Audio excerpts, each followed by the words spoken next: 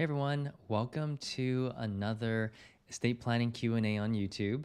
And I think this is being streamed on Facebook as well. But I'm excited to join you guys today. Yesterday, we had over 100 people on the Q&A and there was a lot of great questions. And so today, I'm going to do like an encore Q&A session. I can't promise I'm going to do it tomorrow, but I'm going to do an encore Q&A session to answer some of the questions that we received. And unfortunately, I won't be able to go through all the questions. I know that some of you who are attending today are probably going to ask me more questions. However, I might not be able to get there, okay? Because today I have about 30 minutes. So maybe I'll do one next week. If you are part of our email list, you should have received an email. And on the bottom of that email, it actually has a link where you can post your questions to us. So if you want to check out that link, you can certainly do that. Post your questions. Again, I can't promise I can get to it, but it's going to really help us create these type of videos. So thank you guys for showing up. There's a lot of you here already, so let's get started. So today's questions, okay, these are some of the questions that we're going to go through. I'm going to try to get through all of them. A really important question is, if you make a trust, do you still need a will? Right? These are really important questions. Some people think they need a will and a trust. Some people think they just need a trust. Some people think they need both a will and a trust. Some people think they only need a will. So we'll go through those topics today. We're also going to talk about things like, after you set up the trust, what does the trustee have to do? Does the trustee have to file it somewhere? That's a really common question. How do you update the trust? Updating the assets, updating the trustees. So I'll go through that as well. Also, what happens if you are not married, but let's say you're in a relationship with somebody, and let's say the both of you own a property together. Can you guys set up a trust together? That's a very common question that we get as well. So I want to give you that answer. There's also things about, how do you create a legacy trust, right? So we'll go through those questions again. So quick legal disclaimer, I'm not your attorney, okay? If I am answering one of these questions and you posted it, just want to let you know it's not legal advice. Do not solely rely on what I say and go out and do it. You have to do your own research, hire your own attorney if you have any legal questions. All of this is just general information. I'm just answering questions generally so then it can help people during their estate planning journey. So the first question today is, if you make a trust, do you still need a will? The short answer is yes. When you make a living trust, you also need a will. It's not your typical will that says, when I die, I want these people to have all my things. This is what's called a pour-over will. So when you have a trust, you also need a pour-over will for two reasons. Number one, the pour-over will, what it does is it pours over all your assets into the trust. So this pour-over will is designed to help your beneficiaries avoid probate, because a typical will needs to go through probate court. So a typical will guarantees that you'll have to go to probate if there's assets that needs to be distributed through the probate process. And so a pour-over will does the opposite. A pour-over will tries to save your assets from probate. And so when we set up a trust, we don't just set up a revocable trust, but you also want to sign what's called a pour-over will as well. So if you go to my free trust class at freetrustclass.com, I touch on this issue. If you're one of our students that enroll in our paid course, I walk you through how to set up a pour-over will as well. So check out my free trust class at freetrustclass.com. In there's a link where you can click, and it's going to give you a software that you can use for free to set up your trust, set up a pour-over will. And so you don't even need to go through our course. You can just do it yourself. And there's a link in there that's going to give you a free software that's going to allow you to make your own will, make your own trust, if that's something you want to do, okay?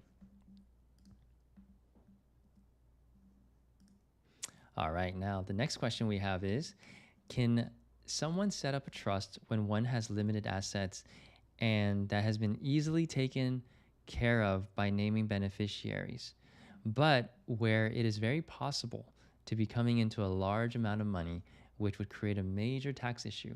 Okay, so this question is asking if someone just has bank accounts, limited assets, and they already named beneficiaries on their bank accounts, retirement accounts, life insurance, do they still need a trust? The answer is no, not necessarily, because when you pass away, those accounts, those life insurance policies, those retirement accounts will just go to the named beneficiaries on those accounts. The only times where you might want to consider setting up a trust would be if one of the beneficiaries are disabled and have special needs and needs government support. Then you might want to set up a special needs trust for that person, because if that person gets your inheritance, it might disqualify them from government benefits. So you might want to set up a special needs trust. Also, even if you had, not too much assets, it's just liquid. Sometimes you don't want your kids to get a hold of the assets until they're much older, right? 21, 25, or 30. And so you might not want to put them as beneficiaries, because if they're over 18, even if they're just 18, they can just take the money. And for a lot of parents, they don't want an 18-year-old having that amount of cash. So you might want to consider setting up a trust, put those accounts into the trust. When you pass away, your trustee will manage it for your beneficiary until they're more mature. And you can set the date in your set the age in your trust. You can say when my beneficiary turns 25, then they can control the assets. So those are some scenarios where you might want to put some financial accounts into the trust, especially if you have a big insurance policy. Let's say you have a $1 million life insurance policy and you have a 16-year-old kid. You don't want to necessarily put your 16-year-old as the named beneficiary, because if you pass away and he's 18, he can take that money and spend it all in a day, right? So you want to make sure you understand what a trust does. And in my probate protection toolkit, which is the course that we have, I walk you through how to update the beneficiaries on your life insurance, your bank accounts, to fit what actually matters in your situation. So for some people, it might not make sense to name your kids as the beneficiaries. You might want to name your trust. And if you have a major estate tax issue in the future, for example, if what you're inheriting will exceed the federal and or the state estate tax, then you want to talk to a CPA before you inherit, and an estate tax attorney before you inherit, to plan ahead. Okay, so this is something that you should not be figuring out yourself. If you have an estate tax problem, you should definitely seek legal and tax advice. All right, now the next question is, after you do the living trust, what does the trustee have to do to file it? So in most states, a trust does not need to be registered. So you want to do a quick Google search about your state. For example, you can type something like, does California require a living trust to be registered or filed somewhere with the state? And they'll give you the answer. You might want to check with an attorney about this, but yeah, this is something that you want to check. But in general, in most states, you don't need to file a trust, especially while you're alive. After you pass away, the rules are different. And again, that's something that you want to research. But usually the trustee will handle that when you pass. All right, and the next question is, how do you go about revising the trust for purposes like updating assets or successor trustees? Great question. So after you sign your trust, it's a revocable trust, and so you can update it while you're alive and have capacity. As long as you don't have severe dementia, as long as you haven't passed away, you can update your revocable trust. So this question talks about, what if you want to update assets? So in the back of the trust, there's a schedule of trust assets that list out all the trust assets. You can update it anytime you like. What you have to do is you just have to print out a new schedule form, put in all the updated assets, and you can sign the bottom and date it if you like, and then put it back in the back of the trust. So that's how you update the schedule of trust assets. If you do that, just make sure that you do the funding process. Funding means it's not enough to just list assets in the trust. You want to make sure that when you pass away, those assets are going to go into the trust.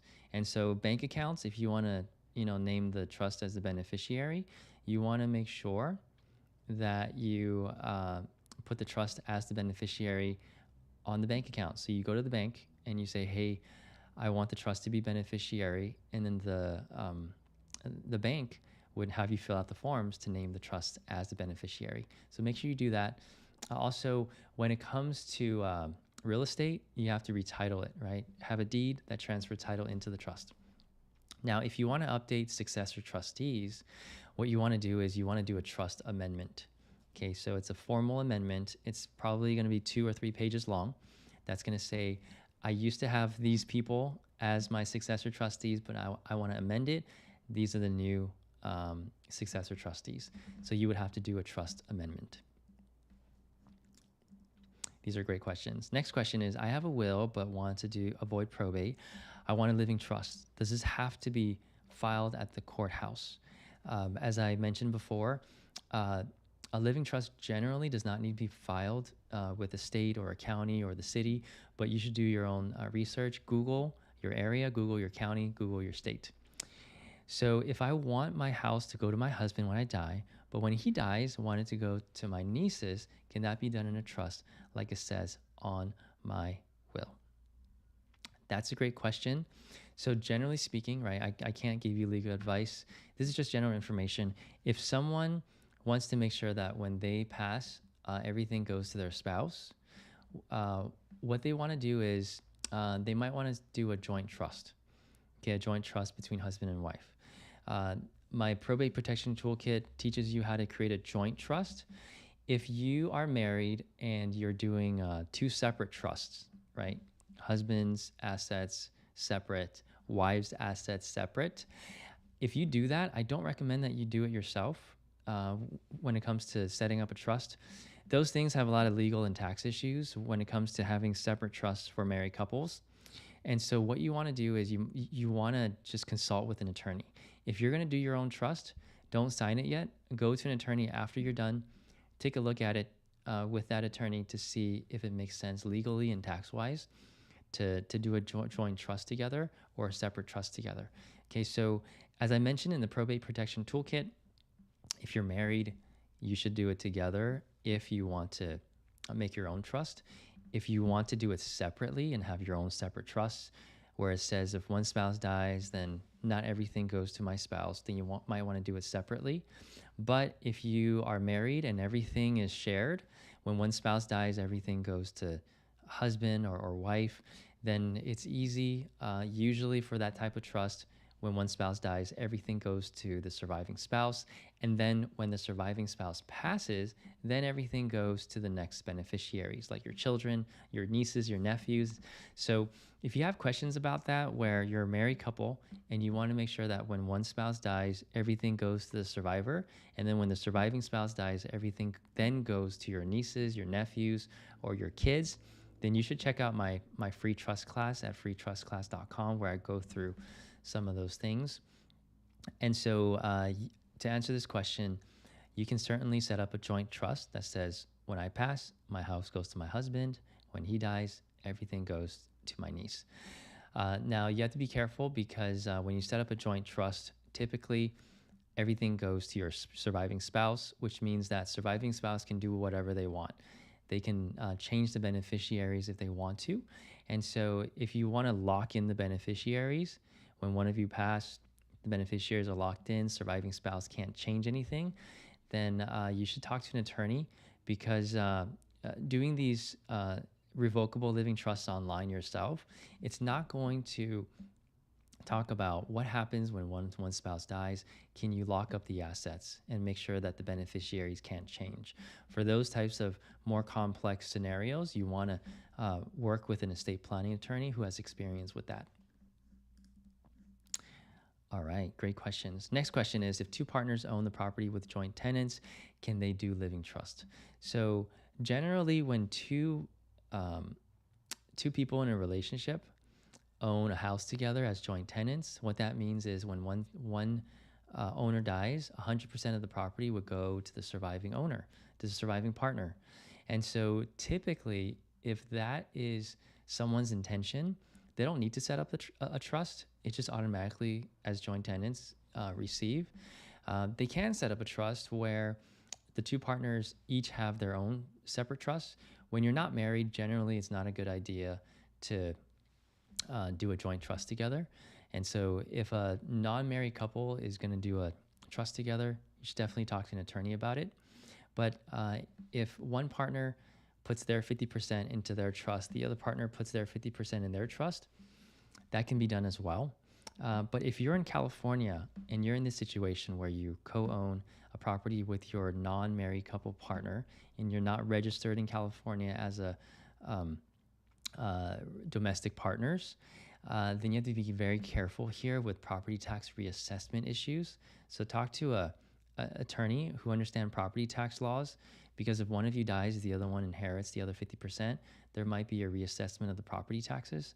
Some other states might also have those rules. So if you're not married and you're setting up a trust together, you shouldn't do it yourself. You can go through it, do it yourself, but before you sign, you should definitely have an attorney take a look at those things for you, okay? Next question, does someone need to open more than one trust account if he or she has 4 different properties, 2 kids, and he or she wants to leave them to them, but the properties have different price values? So this is a scenario where if someone has 2 kids and someone has multiple properties, real properties, and the question is, can this person, right, can this parent set up just one trust that's going to take into consideration all the properties? So this trust might say, when I pass, I want this child to have this specific property, and then I want this specific child to have those properties. And the answer is yes. So a trust can have specific distributions that says this property goes to this person, that property goes to that person. And so you can certainly do that in your trust. You don't need to set up one trust for each property. You can just set up one trust for all your assets. That's generally acceptable in most cases. And so I'm just talking generally. You know, I don't know who gave me this question. I don't know your situation, but generally speaking, if you want one child to have one property, the other to have others, you can certainly do that in just one trust. And if you wanted to make things equal, because the next part of your question says, but the properties have different price values, then you just have to figure out math-wise, right, which kid gets which property, and try to get it as equal as possible in that situation. And again, for these more complex distributions, if you want the values to match up, then you might want to have an attorney take a look at it for you. Next question, will your paid course help the students who enroll set up a legacy trust in Tennessee? So this course, the Probate Protection Toolkit, is designed where it applies to most states except Louisiana. Louisiana has these interesting laws that are different. So the software that I teach you to use, which is Law Depot, if you go into my free trust class at freetrustclass.com, there's a link on the bottom of the video that's going to take you to Law Depot where you can do your entire estate plan for free. It's a free software. It's a 7-day free trial. So as long as you finish your estate plan in seven days or less, there's no cost to using Law Depot. And if you don't, and if you exceed 7 days, then it's just $39 a month. You can cancel anytime.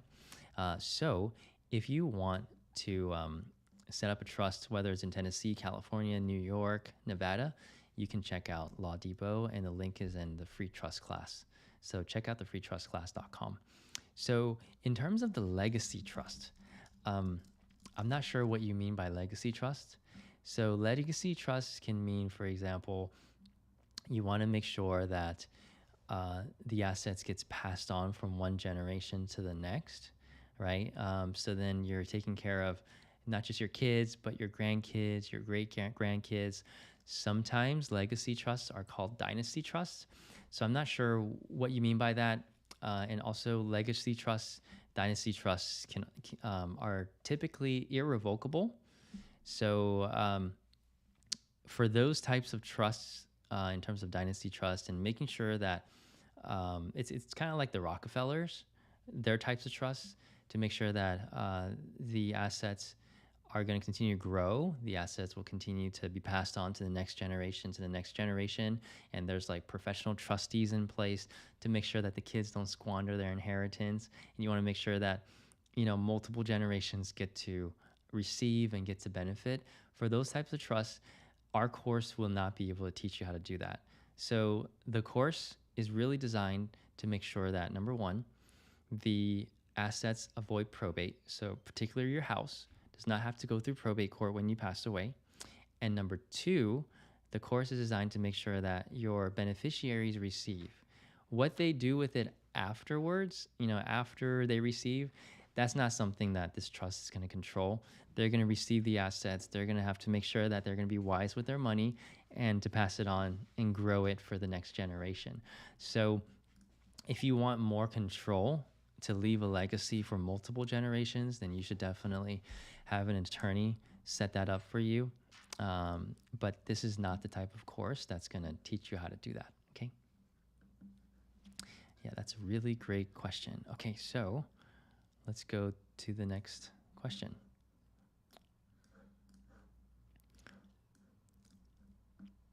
Next question is, if a spouse is 100% disabled from the military and still works, will that affect the house taxes if the married couple put it in the trust?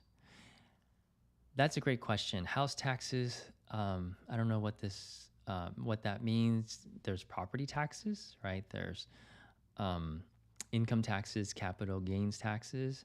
And so for this type of question, I wouldn't be able to answer for you, because what you want to do is you want to work with maybe a VA attorney who can help you with that.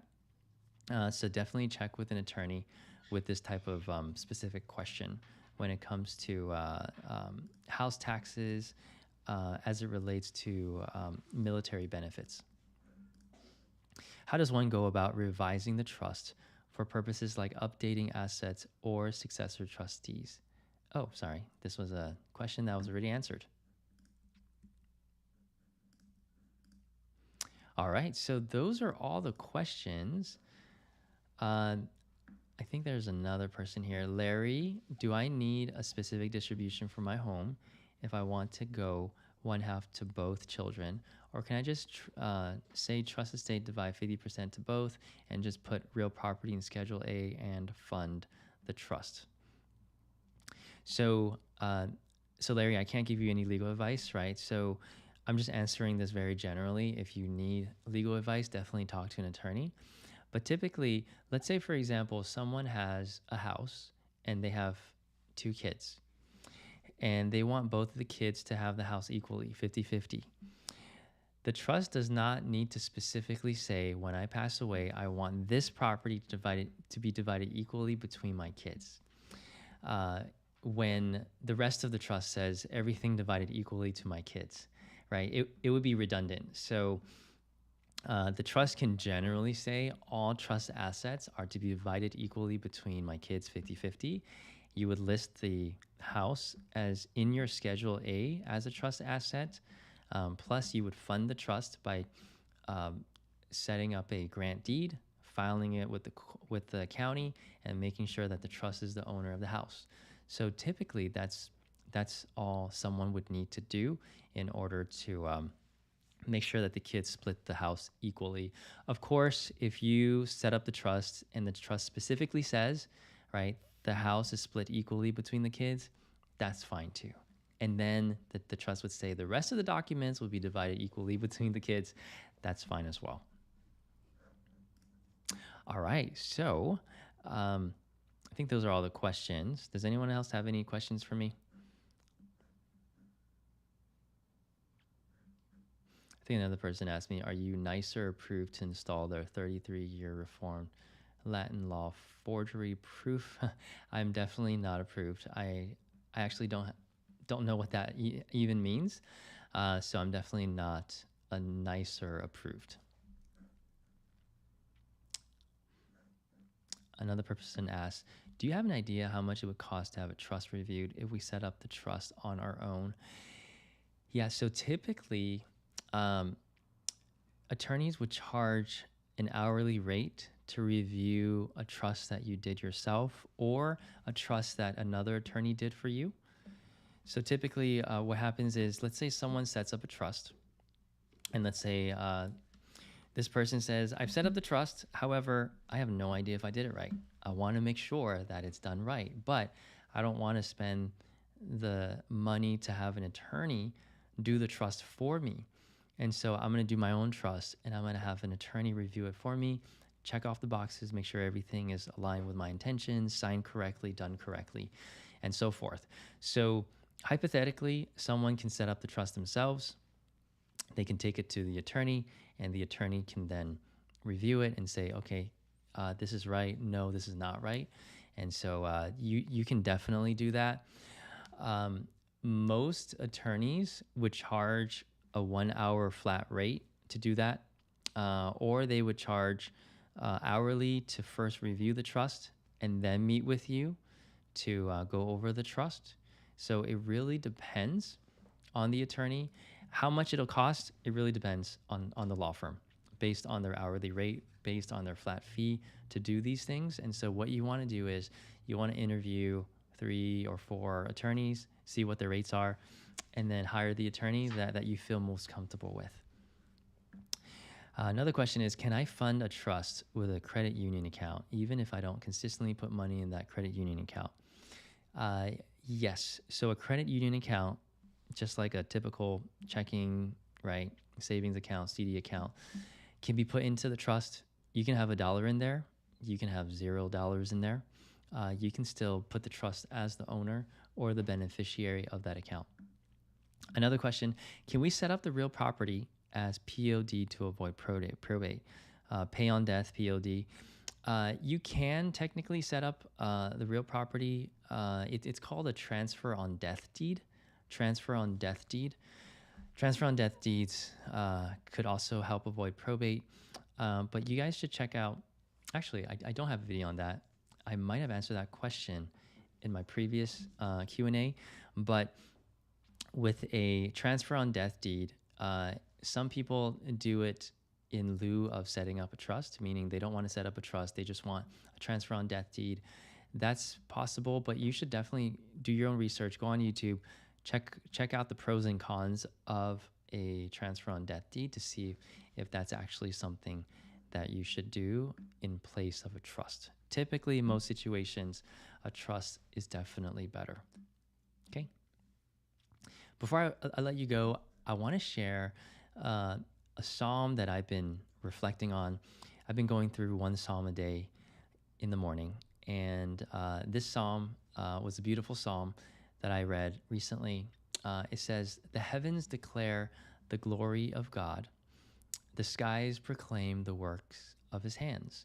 So as I was reflecting on this, it reminds me that all of creation speaks to the glory of God, that there is a God out there who created all of these amazing things that we see today.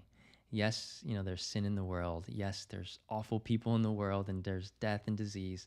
But when you look at the mountains, because I was just looking at the mountains today, and I can just experience the goodness of God, the glory of God, that there's a God that created everything, and the skies and the sun just proclaims the work of his hands. Like, he is the ultimate artist, right? When you go to this majestic place in the world, you just see God everywhere. You're like, man, God is amazing. He created all of this.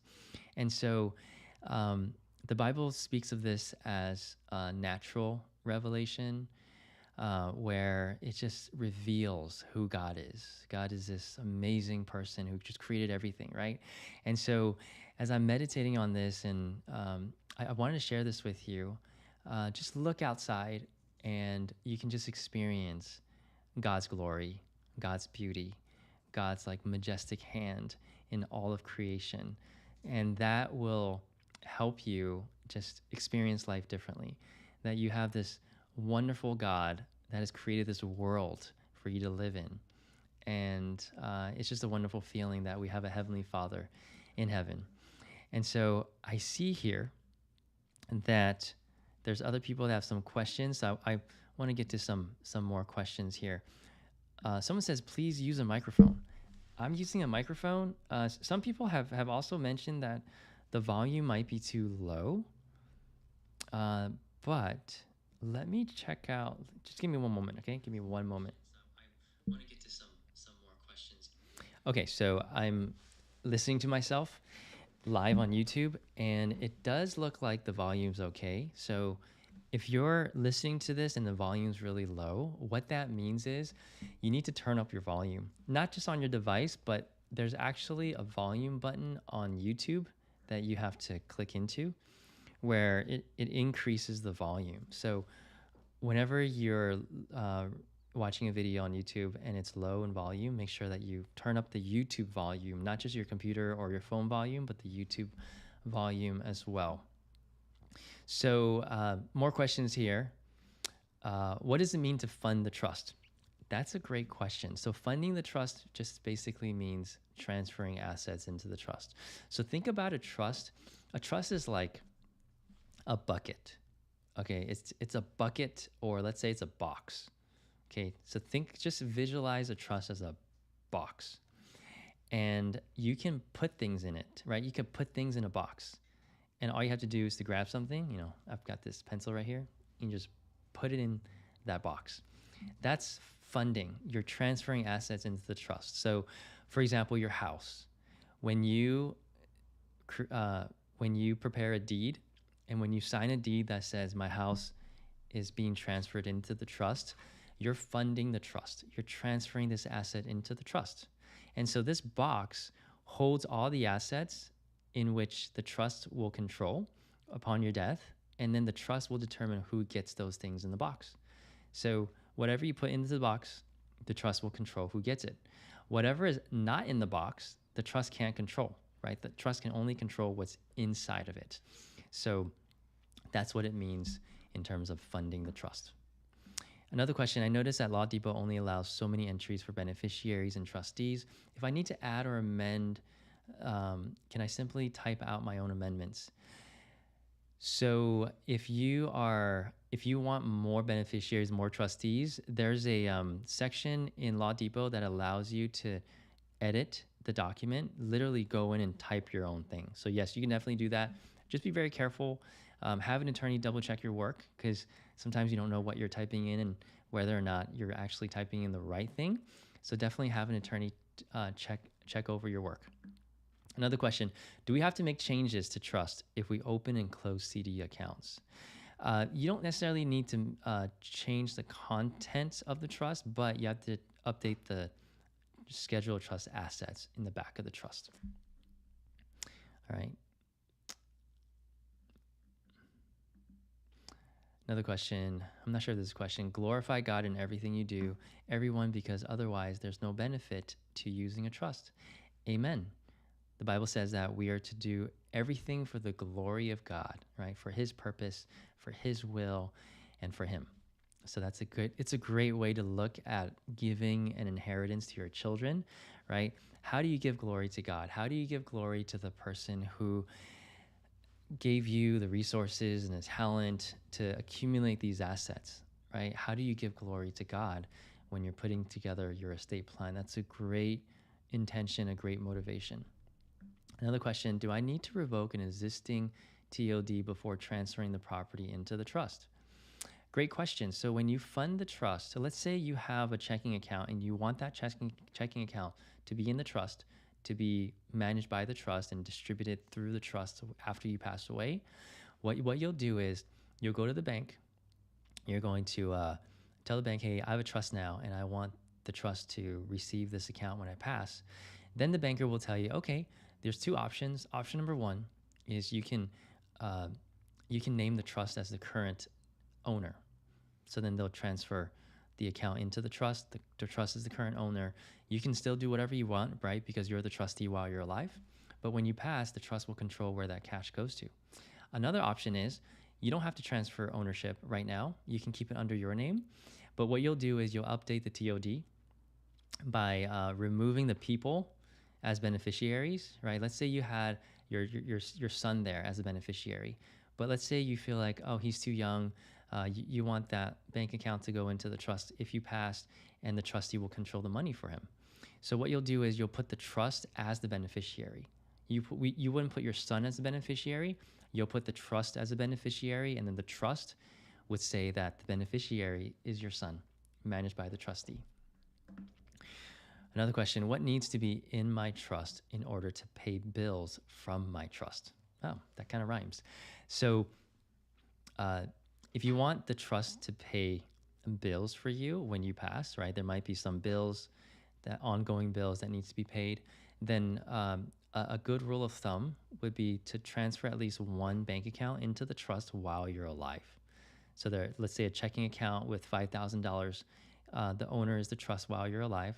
So when you pass away, the trustee would step in, bring your death certificate, and continue to use the money to pay the bills.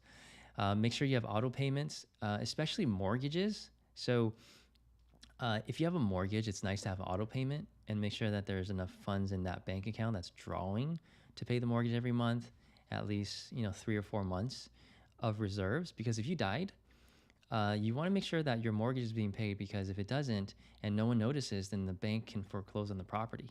So you want to make sure that there's enough funds in that bank account and making an auto payment. Someone has an HYSA account that will not allow me to put my trust as a beneficiary. Will the pour over will cover this? Yeah, great question. So we never want the pour over will to cover anything, because if a pour over will needs to be used, that means that you have to file a petition in court. So that's not great. So pour over wills are great, right? It's there, but we don't want to use it, and so we want to avoid using it. So with a high yield savings account, some banks don't allow trusts as beneficiaries. In those situations, the only thing you can do is to name the beneficiary directly. So if you have a son, if you have a daughter, name them as the direct beneficiaries. Unfortunately, you would not be able to put that into the trust. Alternatively, hypothetically, I'm just talking hypothetically, you can just not put a beneficiary and let it be subject to probate. Use the pour over will, file a petition to move it into the trust, to manage it inside the trust, right? That can be possible as well. But if you trust your beneficiaries to manage the money themselves, you might as well just name the beneficiaries directly as the beneficiaries. All right, guys, I am over my time. Thank you all for joining. There's still about 50 of you here. So if you guys want more of these Q&As, let me know in the comments below.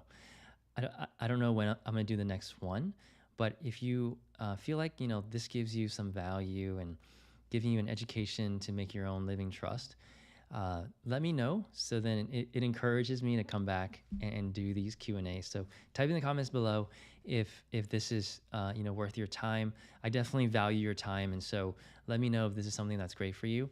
In the meantime, check out my free trust class, freetrustclass.com. The link is on the bottom of this video, and I walk you through for an hour more details about some mistakes to avoid when you're trying to make your own trust, and a simple 4-step process to make your trust the right way. At the end of that class, I do offer a paid course. It's called the Probate Protection Toolkit, where it's a step-by-step course. It literally walks you through step-by-step, the planning process, the drafting process, the funding process, as well as setting up the deeds and all that, funding the trust. And so if you want that step-by-step help, you can certainly go through our paid course. It's not a requirement, right? But you should check out my free trust class first to see if everything that I say there is all you need to make your own trust. All right. So God bless you all. I pray that, again, you will see God's glory in all of creation, and that you will experience the forgiveness, the mercy and grace of God through Jesus Christ. So I'll share more of that with you next time. God bless you all. Talk to you later. Bye.